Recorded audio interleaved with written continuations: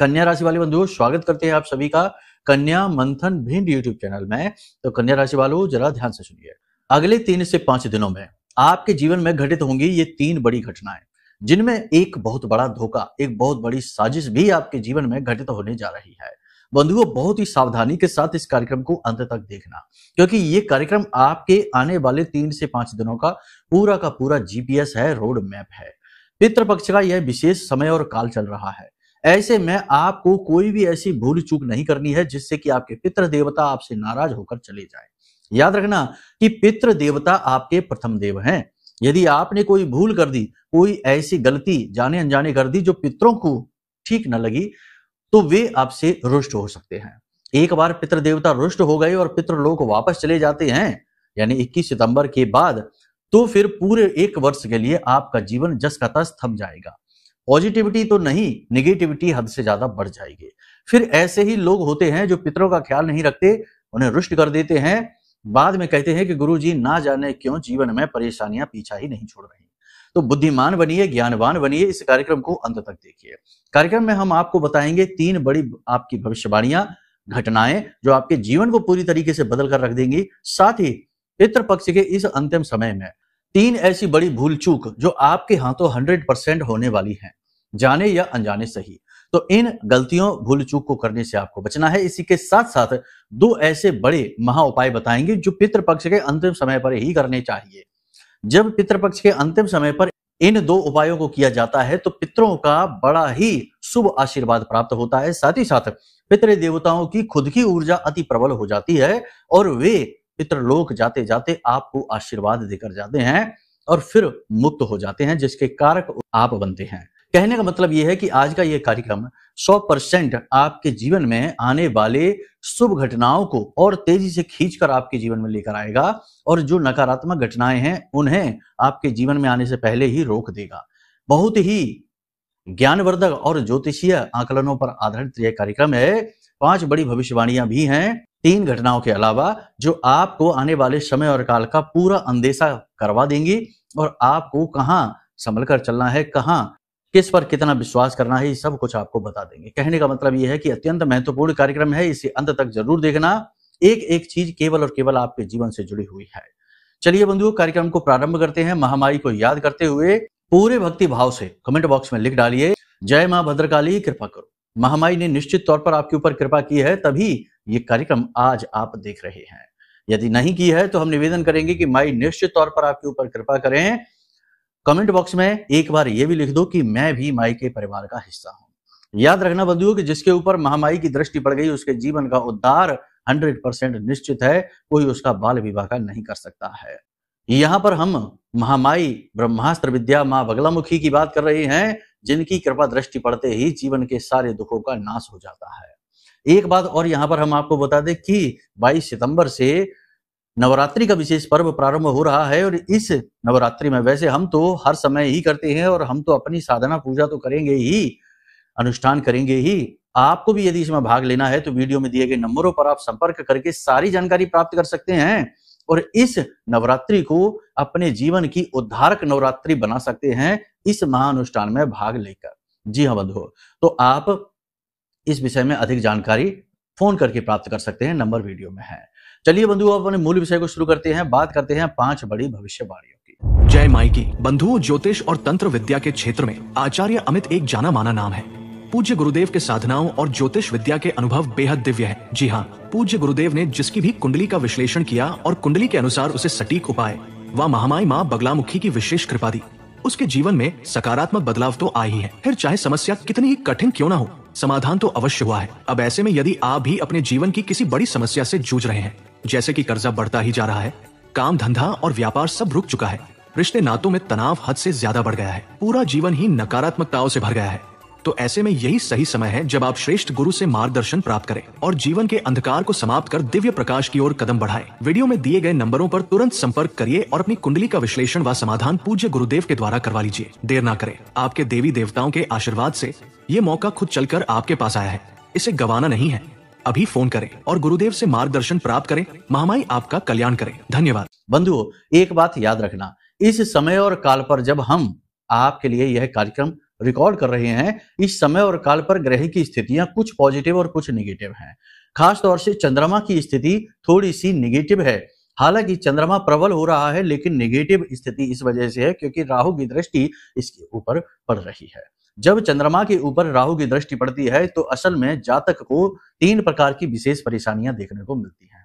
पहली यह कि जातक भावनात्मक तौर पर कमजोर हो जाता है, उसके दुरुपयोग होने का बहुत ज्यादा चांस होता है। लोग उससे मीठी मीठी बातें करके उसका पैसा, उसके संसाधन लूट लेते हैं।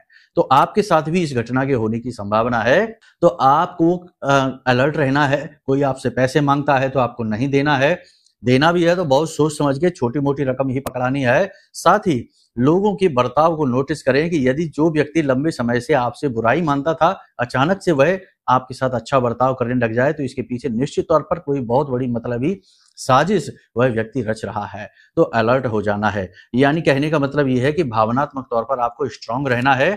इसी के साथ साथ आपको अपने मन में पॉजिटिव विचार रखने हैं। जीवन में भले ही कठिनाइयां चल रही हैं, हम अच्छी तरह से जानते हैं, समय और काल आपके ठीक विपरीत चल रहा है। जो आप चाहते हैं उसके ठीक उल्टा आपके जीवन में हो रहा है। लोग आपको परेशान कर रहे हैं, पैसे की मांग कर रहे हैं, जीवन की परिस्थितियां कठिन चल रही हैं, खर्चे भी पूर्ति डाल पाना मुश्किल हो रहा है, बजट फेल रहता है, हाथ में तंगी है और जो चाहते हैं वो कर नहीं पा रहे हैं क्योंकि समय इसके अनुकूल नहीं है। सारी चीजें आपके विपरीत सी महसूस होती हैं, ये हम जानते हैं। और अचानक आने वाली मुसीबतों ने भी आपको परेशान कर रखा है, लेकिन इन सब के बीच आपको समाधान भी मिलेंगे। बस आपको पॉजिटिव रहना है, अपने ऊपर नियंत्रण रखना है, लोगों के सामने अपने दुखड़े नहीं गाने हैं और अपने शुभ चिंतकों को पहचानना है। शुभ चिंतक इस संसार में 2 तरीके के होते हैं बंधुओं। एक तो वो शुभ चिंतक होते हैं जो बहुत ज्यादा मात्रा में हैं, जो आपका शुभ देखते ही चिंता में आ जाते हैं। मतलब कि आपसे जलने वाले लोग आपके शत्रु। अगले 3 से 5 दिनों में आपके शत्रु अति प्रबल हो जाएंगे, आपके खिलाफ साजिशें रचेंगे और उल्टी सीधी क्रियाएं भी आपके ऊपर करा सकते हैं। तो इसके लिए भी थोड़ा सा अलर्ट रहना है, कुछ सावधानियां रखनी है, वो हम आपको आगे बताएंगे। दूसरा, आपके सचमुच वाले शुभ चिंतक जो आपके शुभ होने की चिंता करते रहते हैं, इन्हें पहचानना है। ऐसा नहीं है कि पूरी दुनिया ही आपकी शत्रु बन बैठी है।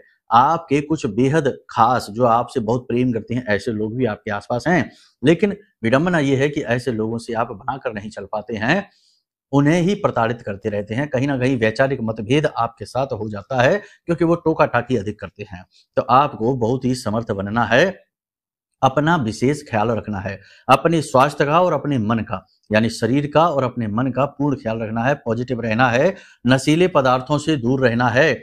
इन 3 से 5 दिनों में नशीले पदार्थों के सेवन के प्रति आपका रुझान बढ़ सकता है, लेकिन ये आपके जीवन में मुसीबतें लेकर आएगा। घर में भी किसी भी प्रकार का कोई भी नशीले पदार्थ आपको नहीं रखना है। यदि आपने रख लिया तो ये आपके लिए बड़ी परेशानी का कारक बनेगा। अब एक चीज याद रखना, यहाँ पर बात हम कर रहे हैं कि अचानक से आपका शोषण, अचानक से होने वाली कोई ऐसी घटना जिसमें कोई व्यक्ति आपका दुरुपयोग करेगा। तो थोड़ा सा इस मामले में अलर्ट रहना है, लोगों को जांच परख कर ही उनके साथ बर्ताव करना है। कौन किस मनोभाव के साथ आपसे बात कर रहा है, इस बात को बारीकी से समझना। और ये आप कब समझेंगे? जब आप खुद मानसिक तौर पर शांत होंगे। देखो, भंवर जाल दुनिया का है जिसमें खूब खींचतान है, यानी कि परेशानियों की तमाम लहरें हैं। लेकिन यदि आप ऊपरी स्तर पर ही सोचते रहेंगे तो बहुत विचलित रहेंगे। आपको पूरी गंभीरता के साथ जीवन को लेना है, मन को शांत करना है। मन के हारे हार है, मन के जीते जीत, और मन ही मिलावत राम से, मन ही करत फजीत। तो मन से आपको शांत रहना है और यही मन आपको विजयी बनाएगा। याद रखना बंधुओं कि जो भगवान के भक्त होते हैं, कभी वो व्याकुल, दुखी, रोते बिलखते नहीं रहते। लेकिन ऐसा नहीं है कि उनके जीवन में परेशानियां नहीं रहती हैं। जो संत हैं, महात्मा हैं, उनसे ज्यादा परेशान कौन होगा? उनके पास तो कपड़े भी नहीं है, खाने का भी कोई जुगाड़ नहीं है। भीख मांगेंगे तब मिलेगा तो खाएंगे, नहीं तो ऐसे ही भटक रहे हैं, या फिर जैसे तैसे आश्रमों में रह रहे हैं, छोटी मोटी जगहों पर रह रहे हैं, तपस्या कर रहे हैं, पूजा पाठ कर रहे हैं। तो उनसे ज्यादा परेशानियां किसके पास हैं? लेकिन वो कभी रोते तो नहीं है, क्योंकि उन्होंने मन पर जीत हासिल की है। मन से जीते हुए लोग हैं वो। कुछ ना होने पर भी खुश रहते हैं, मुस्कुराते रहते हैं। और बहुत सारे ऐसे लोग हैं जिनके पास लाखों करोड़ों की दौलत है, बड़ी बड़ी गाड़ियां हैं, तब भी कि व्यापार बढ़ा नहीं पा रहे हैं, कर्जा बढ़ता जा रहा है, इस बिजनेस में लॉस हो रहा, उस बिजनेस में ये हो रहा, वो हो रहा। और इसी लेन देन पैसे की खींचतान के चक्कर में परिवार में भी तनाव का माहौल बनाकर बैठे हैं, रात को चैन से सो नहीं पा रहे हैं, तो ऐसे लोग मन से हारे हुए लोग हैं। समस्याएं जीवन में होना अनिवार्य है। ऐसा नहीं है कि जीवन से एक दिन आएगा ऐसा जीवन में कि समस्या पूरी तरह से गायब हो जाएगी, वो दिन कभी नहीं आने वाला। हर दिन जीवन में समस्याएं होती हैं, नई चुनौतियां होती हैं। कठिनाई का दूसरा नाम ही जीवन है। ठीक है, अब आपका क्या यहाँ पर रोल है, आप समझिए। अध्यात्म के आधार पर आपको बता रहे हैं, आपका रोल है कि आप एक उत्तम चरित्र को यहाँ पर स्थापित करें। उत्तम चरित्र जो भगवान श्री राम का था, जो भगवान श्री कृष्ण का था, हर एक महान आत्मा का जो चरित्र था, जो स्वामी विवेकानंद का था, वही उत्तम चरित्र आपको स्थापित करना है। ये ना देखो कि आपके पास क्या नहीं है, ये देखो कि आपके पास क्या है। भले ही लाखों करोड़ों के घाटे हो चुके हैं, जिसने घाटे दिए हैं वही उन घाटों को दूर भी कर लेगा, लेकिन आप ये देखिए कि आपके पास क्या है। आपके पास अपना परिवार है, अपने बच्चे हैं, आपका शरीर है, स्वस्थ शरीर है, आपके पास सोचने समझने की क्षमता है। आपको इन्हीं चीजों का प्रयोग तो करना है, अपने आप को मजबूत बनाना है। जब समस्याएं होती हैं, कठिनाइयां होती हैं, तो और शांत और गंभीर हो जाने का समय होता है, और फिर उन्हीं समस्याओं के बीच आशा की एक किरण झांक रही होती है, वह समाधान की होती है, और वह दिखेगी आपको तब जब आपका मन शांत होगा। कहने का मतलब यह है बंधुओं, देखो कठिनाई तो है ही, लेकिन कठिनाई का मतलब ये नहीं कि बस दिन भर रोते बिलखते रहो, सोचते रहो कि कठिनाई है, कठिनाई है, कठिनाई है। सोचते रहने से कुछ नहीं होगा, करने से होगा, और कर आप तब पाएंगे जब आप मन से शांत होंगे। मन से शांत होने के तरीके बड़े सरल हैं बंधुओं।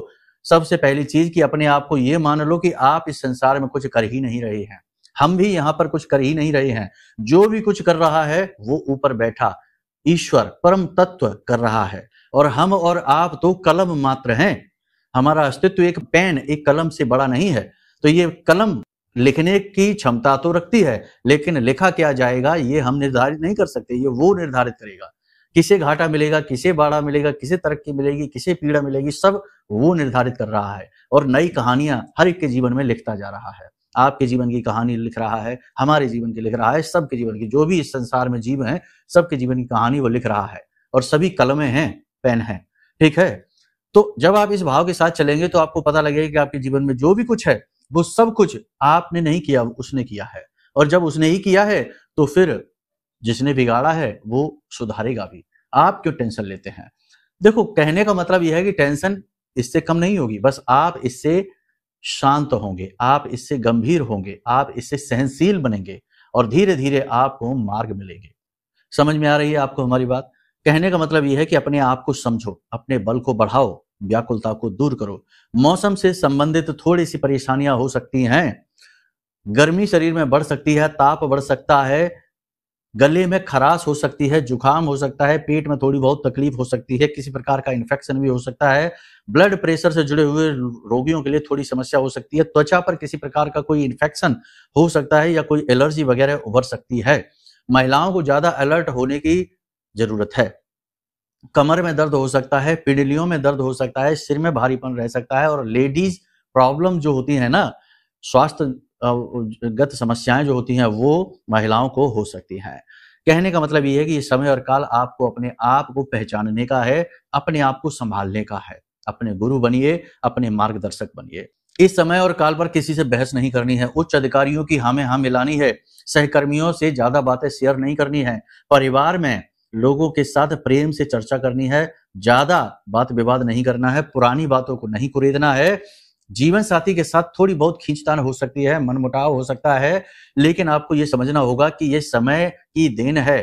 धीरे धीरे चीजें सही होंगी, रिश्ते भी सही होते चले जाएंगे। कहने का मतलब यह है कि आप अपने आप को संभालिए, रिश्ते नातों को भी संभालिए, और अपने आत्मिक बल को बढ़ाइए। पूजा पाठ करिए, योग, ध्यान, मेडिटेशन वगैरह अवश्य करिए, इससे आपका आत्मिक बल बढ़ेगा। बंधु, हम आपको एक चीज बता देते हैं कि लोग अक्सर ये कहते हैं कि गुरुजी नेगेटिविटी है, जीवन को प्रभावित कर रही है, हम परेशान रहते हैं, इससे कैसे मुक्ति प्राप्त करें?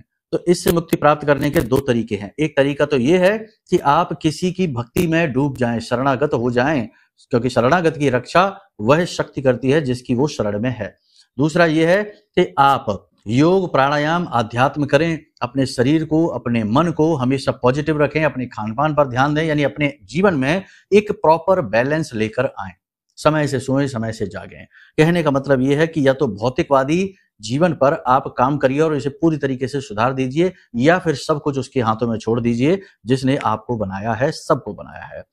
अब बात करते हैं 3 बड़ी घटनाओं के बारे में। पहली घटना ये होगी कि आपको पैसे का लाभ प्राप्त होगा। धन का आगमन आपके जीवन में होगा, लेकिन आप उस धन का प्रयोग नहीं कर पाएंगे। वह धन आपके नियंत्रण से बाहर रहेगा, जिस तरह आएगा उस तरह चला भी जाएगा। ये पहली घटना। दूसरी घटना ये होगी कि किसी प्रकार की दुर्घटना हो सकती है, वाहन आदि संभलकर चलाना है, किसी से बहसबाजी हो सकती है, कोई आपका अपना आपके बारे में ऐसी बातें बोलेगा जो आपको अच्छी नहीं लगेगी और आपकी उससे बहस हो सकती है, झगड़ा हो सकता है, बात बढ़ भी सकती है।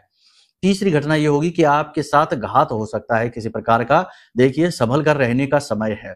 ये जो पितृपक्ष का समय होता है, इस समय पर तंत्र मंत्र की क्रियाएं भी लोग बहुत अधिक मात्रा में करते हैं, क्योंकि ये समय असल में अंत का समय होता है, मृत्यु का समय होता है। इसमें मरे हुए लोगों की पूजा पाठ की जाती है। तो ऐसे में पैशाचिक कर्म, प्रेत शक्तियों का जागरण होता है और लोग उल्टी सीधी क्रियाएं भी बहुत अधिक करते हैं। तो संभल कर रहने की आवश्यकता है।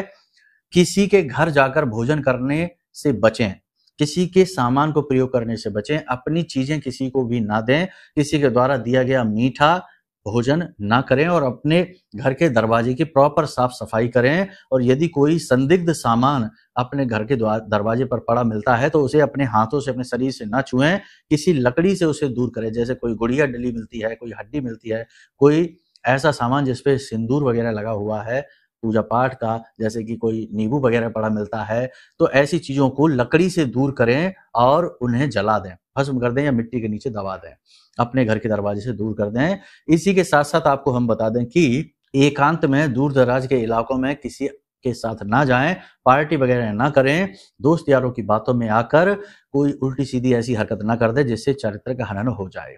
ठीक है, इन सब बातों का आपको ख्याल रखना है। ये समय थोड़ा सा डिफिकल्ट है। अब बात करते हैं कि वे उपाय और क्रियाएं, गलतियां कौन सी है, पहले इनकी बात करते हैं। देखो, एक बात आपको बता दें, अगर पितृपक्ष के इस अंतिम समय में आप ड्रिंक करते हैं, बहुत से लोगों को आदत होती है ड्रिंक करने की, तो जो अंतिम पक्ष का जो समय होता है, इस समय और काल में यदि आप ड्रिंक वगैरह करते हैं तो पितृ आपसे बहुत रुष्ट होते हैं। इसी के साथ साथ यदि आप ब्याज का व्यापार करते हैं, किसी से ब्याज के पैसे ले लेते हैं, तो पितृ आपके बहुत ज्यादा नाराज होते हैं। और यदि आप मांसाहार करते हैं या अपने ही परिवार में झगड़ा करते हैं हिस्से बंटवारे को लेकर, प्रॉपर्टी को लेकर, तो आपके पितृ आपसे बहुत ज्यादा नाराज हो जाते हैं।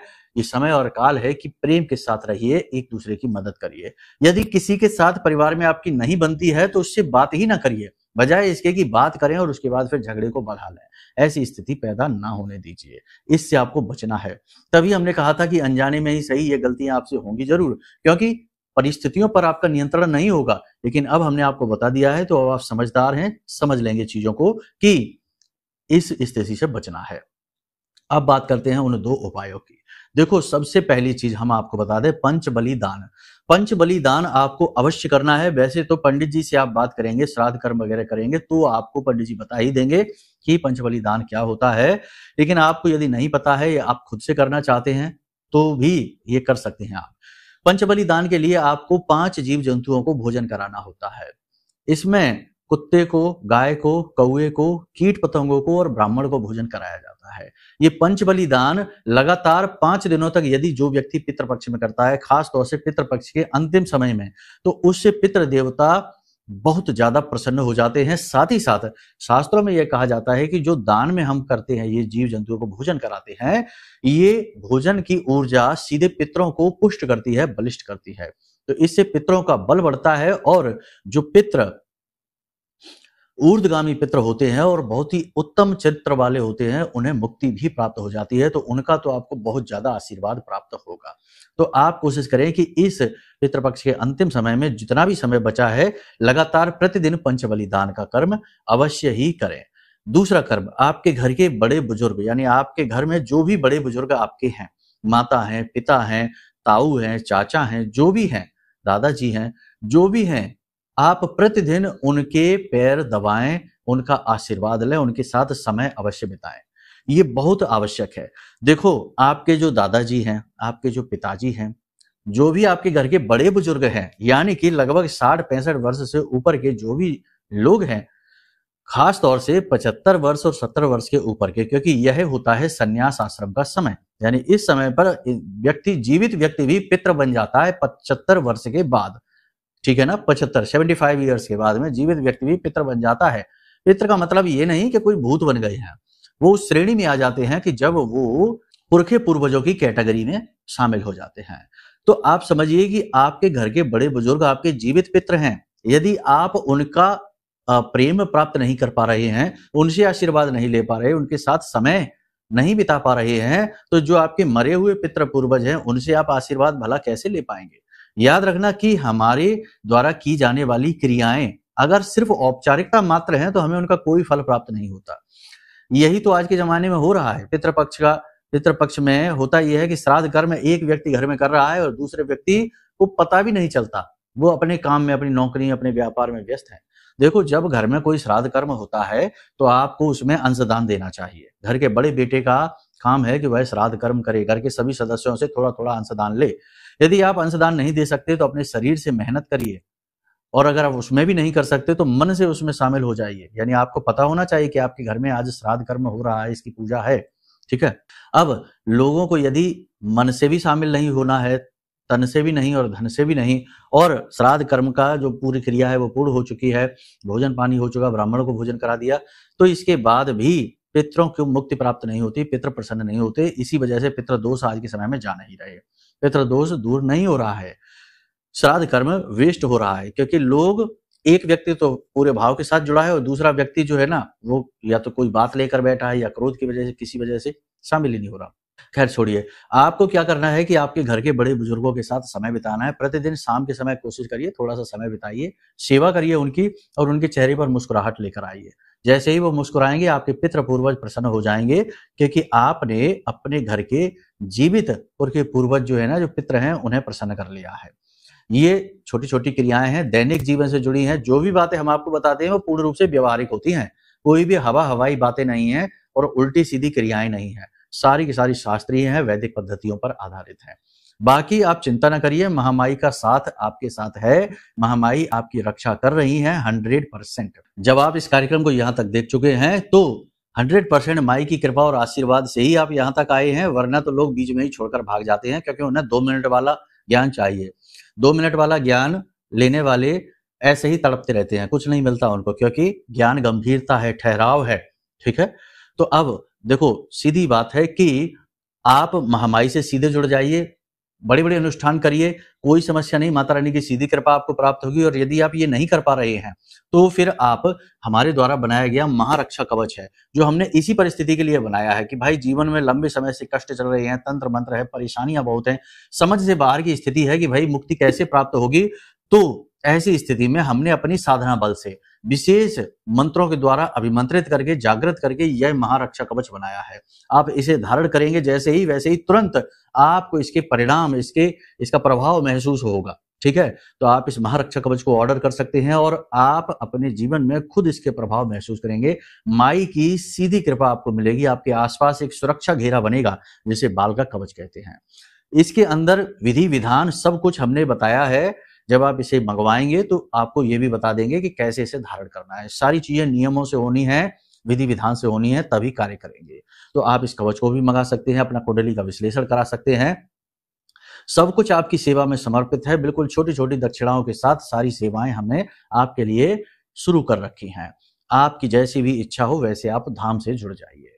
चलिए बंधु, कार्यक्रम को यही विराम देते हैं। हमेशा हंसते रहिए, मुस्कुराते रहिए, सकारात्मक रहिए, महामाई पर अपनी आस्था और विश्वास बनाकर रखिए, क्योंकि आपका उद्धार तो वहीं से होना है। प्रेम से बोलिए जय माई की, जय मां बगलामुखी। हमारे प्रिय और परम पूज्य आचार्य जी ने अपनी साधनाओं के अनुभवों पर आधारित शक्तिशाली उपाय और क्रियाओं के माध्यम से हजारों लोगों के जीवन को पूरी तरह से बदला है। आचार्य जी के द्वारा बताया गया हर एक उपाय इतना सटीक और कारगर होता है कि जो भी इसे पूरे भाव के साथ कर लेता है, उसे साक्षात महामाई की कृपा और आशीर्वाद प्राप्त हो जाती है। इसलिए निसंकोच इन उपायों को पूरे भाव के साथ करिए, आपका कल्याण होगा। जय माई की।